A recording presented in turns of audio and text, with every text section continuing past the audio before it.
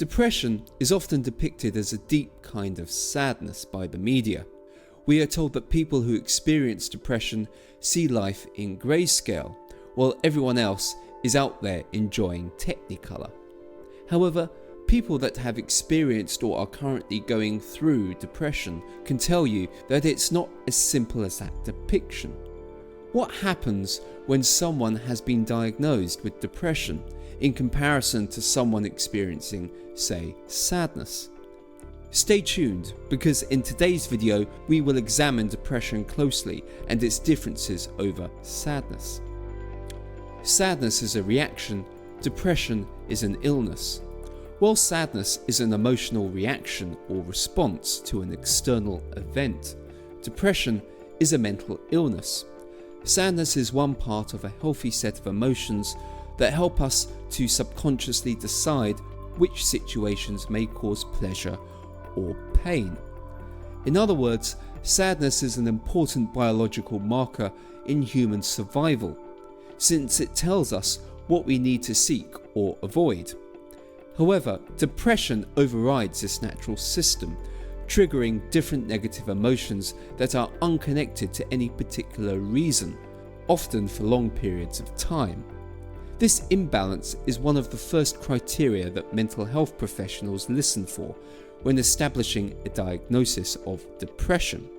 Other symptoms involve alterations in sleep, eating habits, and negative impacts on everyday routines, including work and family relationships. Sadness is brief, depression is often long-lasting and sometimes even chronic. Depression does not mean continued sadness. On the contrary, depressed people might experience a continued inability to experience sadness or any other emotional reaction. This is usually accompanied by a loss of volition, which is a medical term to describe your willpower, which can generate further feelings of frustration. Depression is one of the most misunderstood mental illnesses. People suffering from depression might experience a spectrum of afflictions ranging from sudden anger, fear, or even pain. According to the World Health Organization, more than 264 million people globally are affected by depression. Sadness has an environmental origin by nature, and while the first symptoms of depression might start as intense episodes of sadness, depression has a neurological cause. According to the American Psychology Association, depression is frequently associated with a chemical imbalance in the brain, evidenced by low levels of a neurotransmitter called serotonin, which plays an important part in regulating our mood, hunger, and sleep. Sadness is usually easy to link as a reaction to a negative event, such as a breakup, losing a loved one, a bad day at school, or work. This usually makes people experiencing sadness more inclined to share their feelings with others because they feel their sadness makes sense. However, depression's symptoms may appear suddenly, even in situations where one would expect to have positive emotions, which make them hard to understand for the people experiencing them, leading them to feelings of shame and the need to mask their external reaction so as to avoid the mentally taxing task of trying to explain themselves. This leads to isolation and feelings of hopelessness due to not being able to understand what's going on and not feeling understood by others. Another key difference between sadness and depression is overall duration.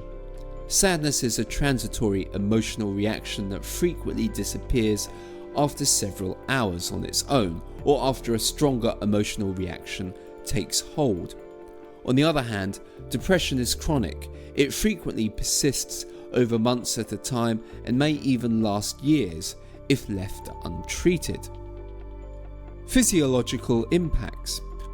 Although it may vary from person to person, sadness rarely has a physiological impact beyond typical responses such as frowning, episodic crying, and a decrease in energy levels.